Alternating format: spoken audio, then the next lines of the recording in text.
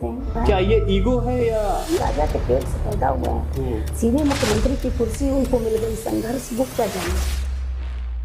आपने समाजवादी पार्टी का दामन छोड़ा, अखिलेश यादव पिछड़ा दलित अल्पसंख्यक लेकर के चल रहे हैं और सत्ता पाने के लिए इस बिलबिलाहट में कि यही एक समीकरण है, तो बिलबिलाहट है कहीं ना कहीं। अरे अब तो सबका काम हो रहा है, कुछ बच ही नहीं रहा है। दिन गिन रहे हैं कि 400 450 दिन बचे हुए हैं, ये सरकार जाने वाली है। जनता इसको सुनने वाली नहीं है। योगी जी की सरकार पनाह आ रही है। विजय लक्ष्मी गौतम राज्य मंत्री यूपी सरकार के साथ देखिए खास लोग खास बातें, शाम 5:30 बजे सिर्फ टीएनपी न्यूज पर।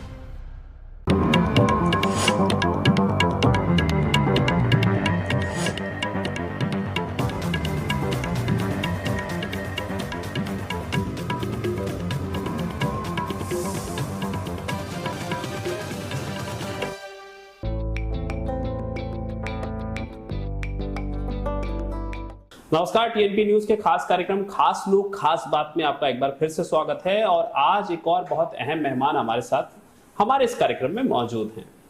उत्तर प्रदेश का पूर्वांचल और पूर्वांचल का देवरिया, वहां पर एक सामान्य परिवार में एक बच्ची का जन्म हुआ। वो अपनी पढ़ाई लिखाई कर ही रही थी, परिवार सामान्य था, कोई भी राजनीति से जुड़ा हुआ नहीं था। लेकिन उस बच्ची के मन में समाज सेवा का एक जो ललक थी वो जागी हुई थी। और साल 1992 आते आते जब उन्होंने समाज शास्त्र से एमए किया तो उसके बाद समाज सेवा में लग गई। 1992 में वो राजनीतिक दल भारतीय जनता पार्टी में शामिल होती हैं और लगातार वो सिलसिला चलता रहता है। कई सारे दायित्व, कई सारी जिम्मेदारियां उनको दी जाती हैं, उन जिम्मेदारियों को वो निभाती होती आगे बढ़ रही होती हैं। और फिर आता है वो साल जब उन्हें पहली बार भारतीय जनता पार्टी की तरफ से प्रत्याशी के रूप में चुनाव लड़वाया जाता है। प्रयास बहुत थे, चुनाव जीत नहीं सकी, लेकिन लड़ाई उनकी चलती रही। वो लड़ाई बढ़ती रही और साल 2022 आते आते उन्होंने उत्तर प्रदेश की देवरिया सलेमपुर सीट से चुनाव जीता। और दावेदारी इतनी मजबूत कि उन्होंने सबसे पहले ही उत्तर प्रदेश की विधानसभा की उस सीट से चुनाव जीतने के बाद उत्तर प्रदेश सरकार में अहम पद भी पाया, राज्य मंत्री के तौर पर। हम बात कर रहे हैं उत्तर प्रदेश सरकार की राज्य मंत्री विजय लक्ष्मी गौतम जी की। मैम, बहुत स्वागत है कार्यक्रम में आपका। नमस्कार। सभी दर्शकों को जो देख रहे हैं उनको भी बहुत बहुत नमस्कार जी। मैम, बहुत ही फिल्मी कहानी है, क्योंकि एक आपका परिवार जो सामान्य रूप से बहुत ही सामान्य परिवार था और उस परिवार में कोई भी राजनीति से नहीं जुड़ा हुआ था, लेकिन अचानक से फिर कुछ ऐसा हुआ, आप समाज से जुड़ी, आप भारतीय जनता पार्टी से जुड़ी और अचानक से जनता के बीच में काम करना शुरू किया। और वो भी इस तरह से कि आज अपने क्षेत्र में आप बहुत लोकप्रिय नेताओं में गिनी जाती हैं। क्या कारण था, क्या कहानी है वो? हाँ, ये सच है कि हमारे परिवार से कभी कोई राजनीति से नहीं जुड़ा रहा, न ही राजनीति में कभी आने का फैसला, पर एजुकेशन के दौरान ही क्योंकि मैं बाबा साहब भीमराव अंबेडकर जी के बताए गए रास्ते से मैं बहुत प्रेरित थी कि शिक्षित बनो, संगठित रहो और संघर्ष करो। तो इन बातों में मैं बिलीव करती थी। एजुकेशन के दौरान ही लगातार एजुकेशन के समय हमारा जो परिवेश था, रहने का जो जगह था, स्थान था, वहाँ पे सभी सामाजिक लोग, खास करके हमारे आरएसएस की टीम वहाँ पे बहुत मजबूत थी। हमने देखा कि आरएसएस के सभी लोग इतना ज़्यादा जमीन पे उतर करके और दलित, शोषित, वंचित, ये बात आज की नहीं है, मैं 96 और 95 की बात कर रही हूँ। और जिन विद्यालयों में लोग सोचते नहीं थे दलित समाज के लोग कि वो पढ़ेंगे, मैं उस विद्यालयों में मेरे से बोला जाता था और मैं दलित समाज के कुछ कमज़ोर बच्चों को अच्छे अच्छे विद्यालयों में मैं एडमिशन कराती थी और वो उन लोगों के माध्यम से कराती थी। और लगातार ऐसे सामाजिक कार्य जो दलित बस्तियों में, शोषित बस्तियों में, वंचित बस्तियों में होता था, और ये टीम जा करके हॉस्पिटल से मिल करके और वहाँ पे कैंप लगवाई थी, जन जागरूकता अभियान, फिर उनकी स्वास्थ्य केयर, बहुत सारी चीज़ें धीरे धीरे धीरे धीरे मैं देखती गई। तो मुझे लगा कि कहीं ना कहीं देश हित के लिए, राष्ट्र हित के लिए ये जो हमारे संघ के लोग हैं बहुत मेहनत कर रहे हैं और जमीन से जुड़ के कर रहे हैं।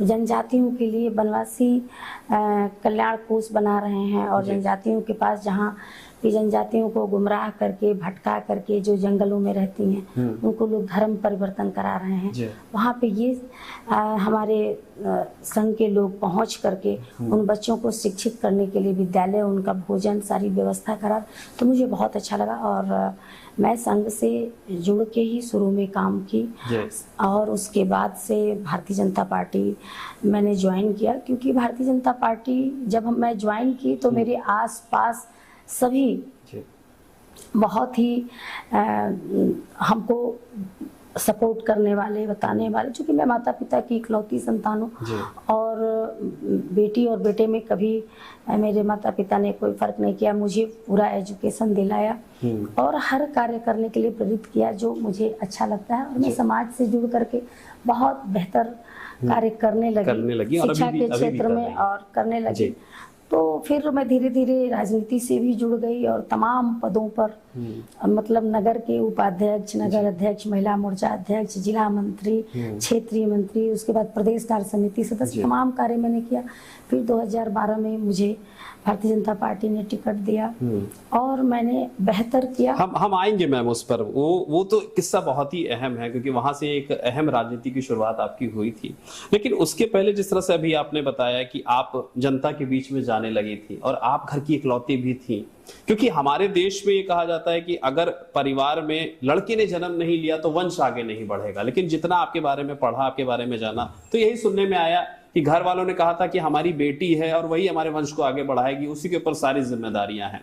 जब राजनीति में आप गई तो क्या परिवार की तरफ से किसी ने नहीं कहा कि राजनीति ना करो, कुछ नौकरी कर लो, कुछ पढ़ाई कर लो? क्योंकि आज के समय पे तो युवाओं को उनके घर वाले इसी तरह की चीजें कहते हैं। नहीं, मैंने माता पिता बिल्कुल चाहते थे कि मैं डॉक्टर बनूं, IAS बनूं और मैं तैयारी भी कर रही थी मैं बनने की।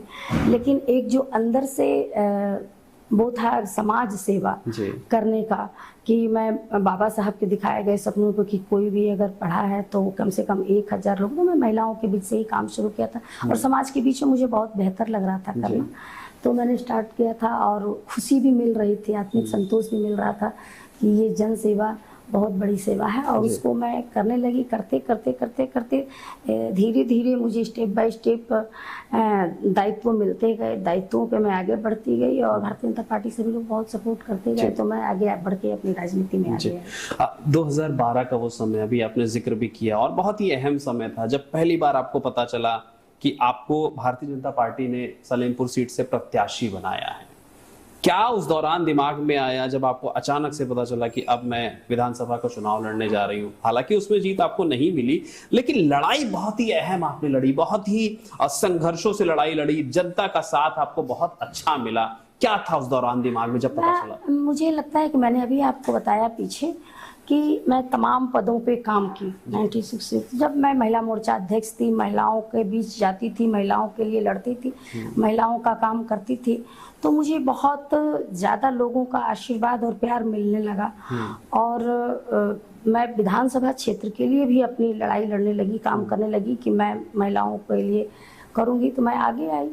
और 2012 में जब मुझे टिकट मिला तो निश्चित रूप से हमारे दलित समाज के लोगों के बीच बहुत उत्साह हुआ कि एक ऐसे परिवार की बेटी जो कभी सोचा नहीं था, लेकिन सबके बीच संपर्क बना करके, मेहनत करके, काम करके और शिक्षित हो करके यहाँ तक पहुँच गई है। यानी कि मुझे लगा कि ये देख करके हमारे समाज के अन्य बेटियों को भी, महिलाओं को भी, बहनों को भी इससे प्रेरणा मिलेगा कि बिल्कुल मेहनत, कर्म पे भरोसा रखना चाहिए और कभी भी अपने दिशा से भटकाव नहीं होना चाहिए। अगर लक्ष्य जो बनाया है तो लक्ष्य के प्रति काम करना चाहिए। और मैं लगातार अपने क्षेत्र के लिए और पूरी जनपद के लिए और जहाँ जहाँ मुझे भेजा जाता था वहाँ के लिए मैं काम करती थी। कभी काम से, मेहनत से मैं नहीं डरती थी, नहीं थकती थी और समाज की सेवा मैं करती रहती थी। तो पार्टी ने जब मुझे टिकट दिया और मुझे बहुत खुशी हुई, मैं गौरवान्वित हुई कि एक स्टैंड पार्टी ने मुझे दिया कि मैं इस लायक हूँ कि मैं ये काम कर सकती हूँ। मैंने काफ़ी मेहनत किया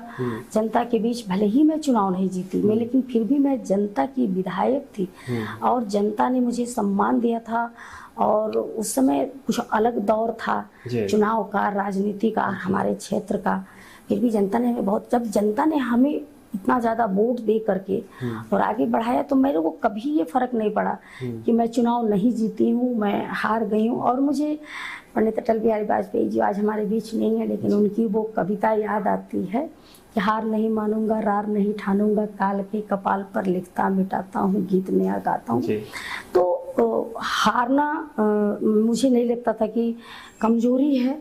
हारना मतलब कहीं ना कहीं हमारी मेहनत में या कोई राजनीतिक समीकरण में कोई कमी रही, लेकिन जनता का इसमें कोई दोष नहीं। जिन्होंने मुझे वोट दिया तो मैं उनके लिए लड़ती रही, काम करती रही और मैं आगे बढ़ती रही। मैं 12 के बाद 17 का भी समय आया और ये भी पता है कि 17 में आपने समाजवादी पार्टी का दामन थामा था।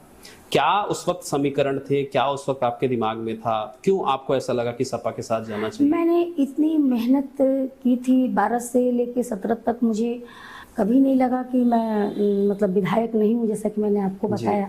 और मैं जनता के बीच रही, जनता का आशीर्वाद मुझे मिलता रहा। किन्हीं कारणों से राजनीति है और राजनीति होती है, किन्हीं कारणों से टिकट कट गया और मैं जनता के बीच 8-9 दिन निर्दल मैं अपना प्रचार करती। जनता का बहुत आशीर्वाद मिल रहा था। हर गांव से लोग कहते कि नहीं आपने मेहनत किया है तो आप ही लड़ेंगी और आपको हम लोग जिताएंगे। मैं कर भी रही थी।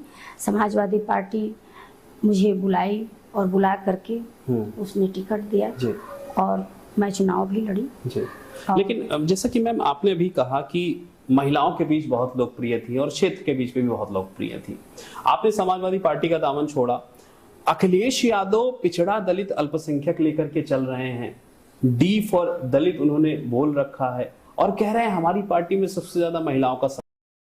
डिंपल यादव को भी उन्होंने सांसद बना रखा है, कई और महिलाओं को भी इस बार 2024 के चुनाव में उन्होंने सांसद बना रखा है। तो जब आपने 17 में पार्टी छोड़ी थी तो क्या आपको लग रहा था कि एक समय के बाद अखिलेश यादव पीडीए जैसी रणनीति भी लेकर के आएंगे जिसमें पिछड़ा दलित अल्पसंख्यक को उसको नाम दे दिया जाएगा और महिलाओं को आगे बढ़ाने की, महिलाओं को सांसद बनाने की, विधायक बनाने की बात करने लगेंगे? ये बात उनको अब याद आई है जब वो सत्ता से कोसों दूर हो गए हैं और सत्ता पाने के लिए इस बिलबिलाहट में कि यही एक समीकरण है जिसको लेकर के मैं आगे बढ़ूंगा तो शायद मेरी नैया पार, लेकिन नैया उनकी पार होने वाली नहीं है। जनता, महिलाएं, बहनें, अनुसूचित, दलित सब जानते हैं कि जब समाजवादी पार्टी की सरकार रही और उस सरकार में किस प्रकार से महिलाओं के साथ क्या होता था, बच्चों के साथ क्या होता था, व्यापारियों के साथ क्या होता था, हत्या, लूट और ये सारी चीजें चरम पे थी। और आप रिकॉर्ड निकाल करके देख लीजिएगा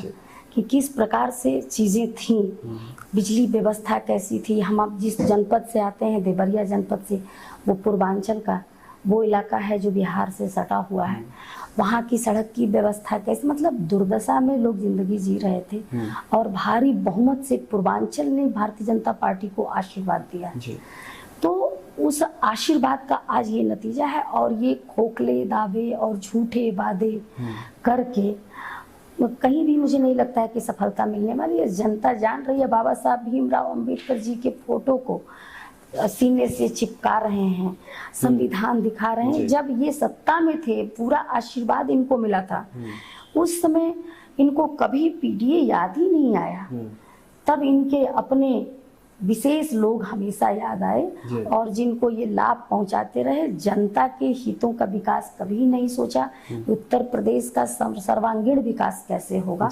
आज उत्तर प्रदेश की सरकार में उत्तर प्रदेश के मुख्यमंत्री परम पूज्य योगी आदित्यनाथ महाराज जी के नेतृत्व में लगातार दलित, शोषित, वंचित की व्यवस्थाएं हो रही हैं और इस देश के प्रधानमंत्री आदरणीय नरेंद्र भाई मोदी जी के नेतृत्व में गरीब कल्याण की योजनाओं को बना करके सबका उत्थान और विकास किया जा रहा है। तो बिलबिलाहट है कहीं ना कहीं, अरे अब तो सबका काम हो रहा है, कुछ बच ही नहीं रहा है, इंफ्रास्ट्रक्चर जोरों पे है, चाहे पूर्वांचल हो चाहे पश्चिमांचल हो, हर तरफ की कनेक्टिविटी बहुत बढ़िया हुई है, बिजली व्यवस्था बहुत बढ़िया हुआ है, सारी गरीब कल्याण की योजनाएं सारी जनता आम जनता तक लोगों तक सीधे पहुंच रहा है, कोई भ्रष्टाचार नहीं हो रहा है। शिक्षा में आज बच्चों को देख लीजिए, प्राथमिक विद्यालय चमचमा रहे हैं, बच्चों को शिक्षित किया जा रहा है। स्वास्थ्य देख लीजिए, आज गरीब के घर भी आयुष्मान कार्ड जैसी योजना है, गंभीर बीमारी हो जाए तो उसकी इलाज होगी। राशन है, गैस से, आवास, जो कभी माताएं बहनें गरीब सोचा नहीं था, 5-5 पीढ़ियों से गरीबी में अपना जीवन यापन कर रहा था, झोपड़ी में रह रहा था, कभी सोचा नहीं था कि पक्के छत के मकान में हमारा भी कभी ऐसा होगा कि हम रह पाएंगे। उनके जीवन यापन को सुधारने के लिए देश के प्रधानमंत्री जी ने और उत्तर प्रदेश के मुख्यमंत्री जी ने मुख्यमंत्री ग्रामीण आवास योजना चला के और प्रधानमंत्री आवास योजना चला करके ये सारी मतलब जितनी भी गरीब कल्याण जो अंतिम व्यक्ति तक सीधा उनके खाते में पैसा पहुंचा करके और ईमानदारी से काम कर रही, वो बिलबिलाहट है कि कैसे हम कौन सा समीकरण लाए, कोई भी समीकरण ले आएंगे। उत्तर प्रदेश की जनता ने उनकी सरकार में उन्होंने क्या किया था वो देखा है और उत्तर प्रदेश की सरकार मन बना चुकी है।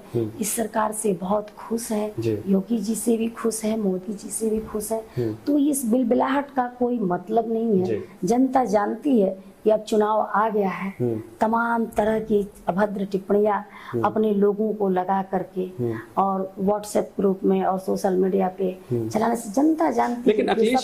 लेकिन अखिलेश यादव अब बिल्कुल फुल कॉन्फिडेंट में हैं, वो दिन गिन रहे हैं कि 400 450 दिन बचे हुए हैं, ये सरकार जाने वाली है।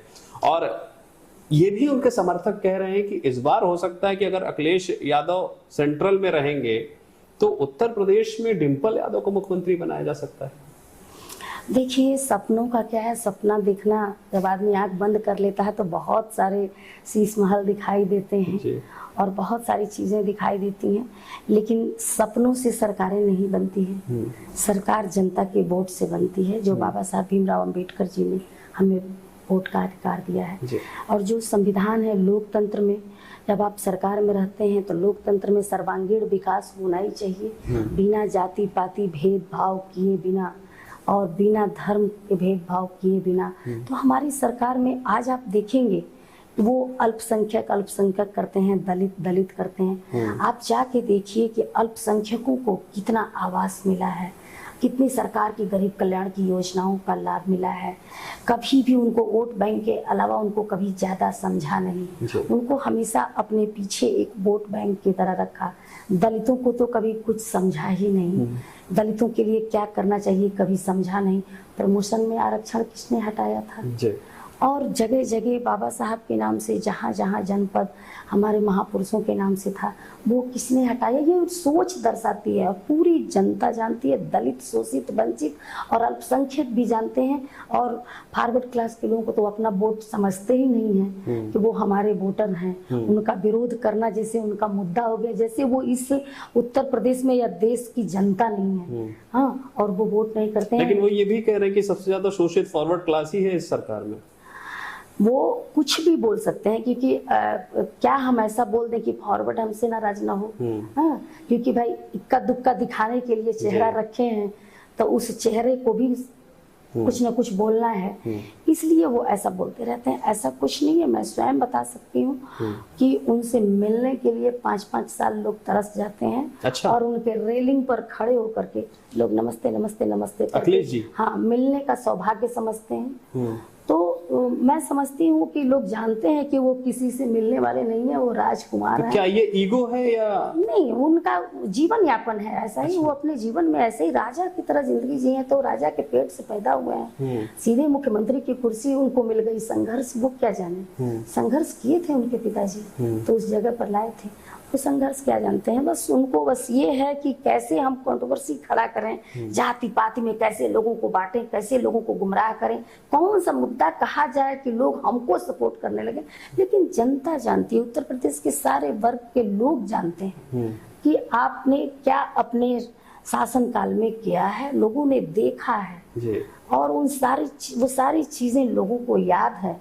आज आप कुछ भी बोलिए, जनता इसको सुनने वाली नहीं है। योगी जी की सरकार पुनः आ रही है। जी, बसपा सुप्रीमो मायावती के लिए क्या आपका कहना है, क्योंकि वो तो दलितों की सबसे बड़ी नेता हैं और कई लोगों का ऐसा कहना है कि बसपा सुप्रीमो मायावती के सामने अगर आप दलितों का वोट ट्रांसफर कराने की कोशिश कितनी भी कर लीजिए वो हो ही नहीं सकता, वो दिवा स्वप्न है, वो ऐसा बताते हैं लोग। नहीं, चूंकि बहन जी का अपना एक राजनीतिक दल है, उनकी अपनी नीतियां हैं, उनकी अपनी राजनीति है, तो वो अपने तरीके से करती हैं। लेकिन हाँ, भारतीय जनता पार्टी कभी भी जाति पाति की राजनीति नहीं करती है। अगर गरीब कोई भी जाति के लोग हैं जिनको गरीब कल्याण की योजनाओं से सशक्त और मजबूत करना है, तो हमारी सरकार पूरी तरह कर रही है और वो आगे निरंतर करती रहेगी, क्योंकि विकसित भारत का सपना हमारी सरकार देखी है। तो जब तक हर गरीब के सर पे पक्के छत का मकान ना हो जाए, सभी गरीब कल्याण की योजनाओं से उनको सशक्त और मजबूत न कर दिया जाए, उनके बच्चों के शिक्षा में, उनके लक्ष्य के उड़ान में हम आगे न बढ़े, उनके स्वास्थ्य की चिंता हम न करें, तब तक हमारी सरकार रुकने वाली नहीं है, थकने नहीं वाली है। कोई कुछ भी बिल बिलाए, हमारी सरकार निरंतर गरीब कल्याण के काम को करेगी। जी, 2022 का मैम वो समय जब आप बीजेपी की तरफ से सलेमपुर की प्रत्याशी चुनी गई, आपने चुनाव लड़ा और मजबूती से लड़ा और अच्छी जीत हासिल की। जीत हासिल करने के बाद क्या आपको पता था कि आप उत्तर प्रदेश सरकार में मंत्री बनेंगी? दूसरी चीज, जब आपको मंत्री बनाया गया, अहम विभाग दिया गया और उसमें यह कहा गया कि कुल मिलाकर के ये एक ऐसा विभाग है जो उन लोगों से जुड़ा हुआ है जो गांव ग्रामीण के लोग हैं, जिनके पास आवास नहीं है, जिनके पास शौचालय नहीं है, जिनके पास रोजमर्रा जैसी चीजें नहीं है, आपको उसका विकास करना है। क्या था उस दौरान दिमाग में जब 22 का चुनाव लड़ा और उसके बाद जब मंत्री बनी? मुझे लगता है कि मैं चुनाव लड़के जीत के आई तो मैंने सोचा नहीं था कि मुझे सरकार में मंत्री का दायित्व मिलेगा, लेकिन मैं धन्यवाद देती हूँ इस देश के प्रधानमंत्री जी को भी और उत्तर प्रदेश के मुख्यमंत्री जी को, जिनके सहयोगी मैं मंत्री हूँ। क्योंकि यहाँ पे मैंने अभी कहा कि कोई जाति पाति भेदभाव नहीं है, तो 5-5, 6-6 हमारे वर्ग के जातियों को उन्होंने मंत्री बनाया, सीधा अपने कैबिनेट में रखा, अपने सहयोगी मंत्री के रूप में रखा। तो ये हमारी सरकार की पॉलिसी जो है लोकतंत्र को मजबूत करने की है और उसके दौरान मुझ पे सरकार ने हम पे विश्वास जगाया कि ग्राम विकास का मैं राज्य मंत्री के रूप में काम करूं। तो मैं निश्चित रूप से अपने सरकार के इस विश्वास के रूप में मैं रात दिन मेहनत करके हर जनपद जाके अपने विभाग की समीक्षा और कार्रवाई और काम को करती हूँ और जितनी हमारे विभाग की योजनाएं हैं उसको ठीक प्रकार से संचालित करवाती हूँ। जी, एक आखिरी सवाल मैम आपसे, लगातार विपक्षी दल केंद्र का कांग्रेस और उनके जो बाकी के सहयोगी दल हैं जो अपने आप को इंडिया गठबंधन कहते हैं, उन्होंने नया आरोप उत्तर प्रदेश के साथ साथ हर राज्य में जहां पर बीजेपी की सरकारें हैं, केंद्र सरकार पर यह आरोप लगाया है कि वोट चोरी हो रहा है और इसी वोट चोरी से जगह जगह भारतीय जनता पार्टी सरकार बना रही है। वोट चोर गद्दी छोड़ ऐसे नारे दिए जा रहे हैं और बिहार के चुनाव में आप देख भी रही हैं कि किस तरह से इसको लेकर के बड़ी बड़ी रैलियां जो हैं वो निकाली जा रही हैं। राहुल गांधी उसमें खुद रहते हैं, प्रियंका गांधी उसमें खुद रहती हैं। प्रियंका गांधी ने भी कुछ दिन पहले ये भी कह दिया था कि देश के जो प्रधानमंत्री हैं वो कोई भी मौका नहीं छोड़ते हैं सिंपैथी पाने का। क्या कहना चाहिए? अब जो काम करेगा गरीब के बीच जा करके तो निश्चित रूप से उसकी सिंपैथी, उसका आशीर्वाद है और वोट की ताकत है जो हमारी सरकार को मिला हुआ है। और हमारी सरकार जब प्रधानमंत्री के पद पर बैठी हुई है तो वो काम करेगी। वो पीछे के प्रधानमंत्री नहीं है, प्रियंका गांधी जी और राहुल गांधी जी के पार्टी के प्रधानमंत्री नहीं है जो सिर्फ सर हिलाएंगे और पीछे से लोग जो है रस्सी खींच खींच के प्रधानमंत्री के पद को चलाएंगे। यहाँ पे स्वयं निर्णय लेने का अधिकार है और प्रधानमंत्री जी उसके तहत काम करते हैं। बाकी बात वोट की बात अगर आप करते हैं तो पूरे देश में तो हमारी सरकार नहीं है। बंगाल में कैसे उनकी सरकार बन गई और जिन जिन प्रदेशों में उनकी सरकार बनी है, तो अगर हमने वोट चोरी किया तो उनके की सरकार बन कैसे गई, कैसे वो सरकार में हैं और वो कैसे सरकार चल रही है, सब बिल्कुल वाहियात बातें हैं कि कुछ भी ऐसी बात मेरे पास कहने के लिए है नहीं कि लंबे समय तक हमने शासन किया तो हमने देश को क्या दिया और 10 साल में मोदी सरकार और 8 साल में योगी सरकार ने क्या दिया, ये चीजें जनता को दिखाई दे रही है।